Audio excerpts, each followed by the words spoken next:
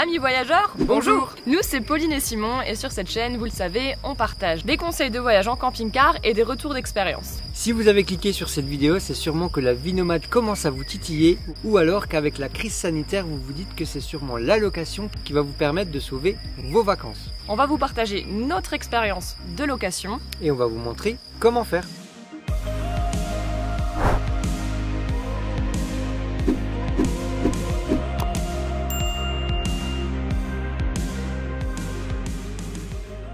Ceux qui suivent nos péripéties savent que notre véhicule de prédilection, c'est lui.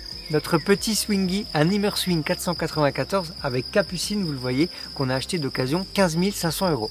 Notre Swingy, on l'aime. Il nous a permis de voyager dans toute l'Europe pendant plus d'1 an.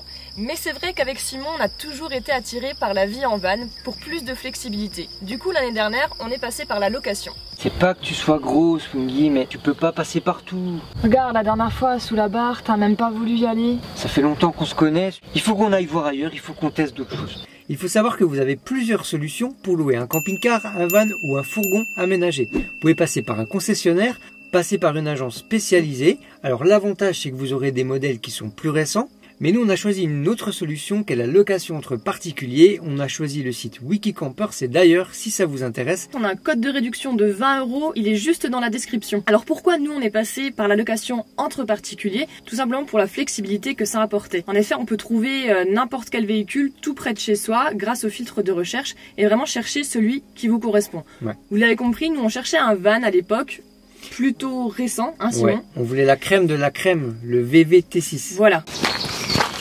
Ça vous dit la visite d'un van? Là, on est dans le California T6 Ocean de chez Volkswagen et c'est parti pour une visite complète. Et là, vous vous demandez sûrement comment avoir confiance avec la location entre particuliers. Est-ce que vous aurez les mêmes garanties, les mêmes assurances qu'un loueur professionnel? Sachez qu'avec les plateformes comme Wikicampers, Escapa, Happy, Vanlock, il y en a plein. Et bien, toutes ces plateformes de location entre particuliers, elles fonctionnent toutes de la même façon et elles offrent la même sécurité que les loueurs professionnels. À savoir qu'elles vont mettre en relation le locataire et le propriétaire. Donc là, sur ces plateformes, on va en trouver des véhicules à partir de 45 € par jour, mais souvent la moyenne elle est autour de 70-80 € par jour. Pour les conditions, il faut notamment pour des raisons d'assurance être au moins âgé de 23 ans et avoir un permis de conduire de plus de 3 ans. On a des premières impressions, c'est Simon qui a pris le volant et apparemment ça se passe bien. C'est automatique. Au niveau du coût de la location, le prix comprend le tarif quotidien de la location, le coût des assurances, mais aussi la commission de la plateforme, en général entre 15 et 20% selon les sites. Maintenant, on va parler des différences. C'est simple, c'est juste au niveau de la zone géographique qui est couverte. Certaines plateformes font la France uniquement, d'autres font l'Europe et voire certaines le monde. Aussi, il y a certaines qui sont plus spécialisées dans le van et d'autres plutôt dans le camping-car. Certaines font les deux, à l'image justement de Wikicampers qu'on a utilisé nous-mêmes. Bon, l'autre avantage aussi, Pauline, c'est que vous pouvez vous y prendre à la dernière minute et en ce moment, c'est plutôt pas mal. Ouais, enfin, faut pas non plus trop abuser parce qu'il y a du monde qui se bouscule au portillon. Oui, attention. Mais je pense aussi un autre avantage, c'est au niveau tarif parce qu'on parle en moyenne de moins 20% par rapport à la location chez un professionnel. Donc, c'est plutôt pas avantageux. Négligeable. Bon, il fait bien beau ici, on va profiter d'une petite balade. Pour vous raconter ça en détail. T'as vu, j'ai attendu que tu finisses ta phrase avant de fermer la porte, sinon... Alors nous, notre location, c'était en avril 2019. On a loué donc un van Volkswagen T6 pendant 10 jours. D'ailleurs, si vous voulez voir ce road trip, vous pouvez cliquer juste là-haut. Hop, les petites branches. Combien ça nous a coûté cette affaire-là? 920 €, c'est ça? 922 €, moins 2000 €, donc pour 10 jours. Avec les assurances. Avec les assurances, il y a aussi un dépôt de garantie qui n'est pas prélevé, qui est bloqué de 2000 €. Mais voilà, comme tout s'est bien passé, ça vous est restitué à la fin de la location. Alors comment ça s'est passé tout ça? Tout simplement, on est allé sur le site Wikicampers, on a inscrit nos critères de recherche, on a fini par jeter notre dévolu sur un van California T6 qui était à 75 € par jour.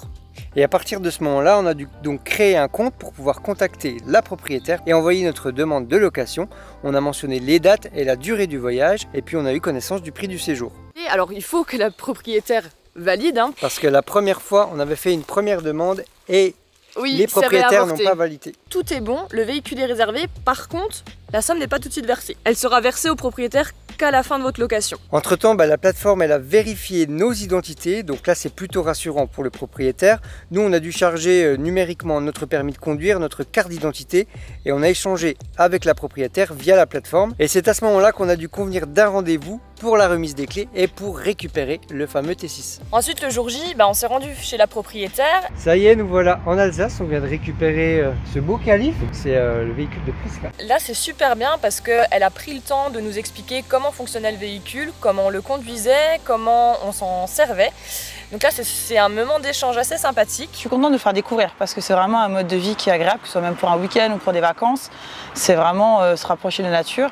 On a fait ensuite l'état des lieux ensemble. Le truc qu'on a vraiment trouvé cool, c'était l'état des lieux via l'application, avec des photos à l'appui, donc c'est encore mieux que sur le papier, et franchement super simple d'utilisation. Mais bon, vous pouvez encore avoir la version papier sans problème. Cet état des lieux, il a été rempli, signé, envoyé à la plateforme, du coup on n'a eu aucun problème, on a fait notre petit périple.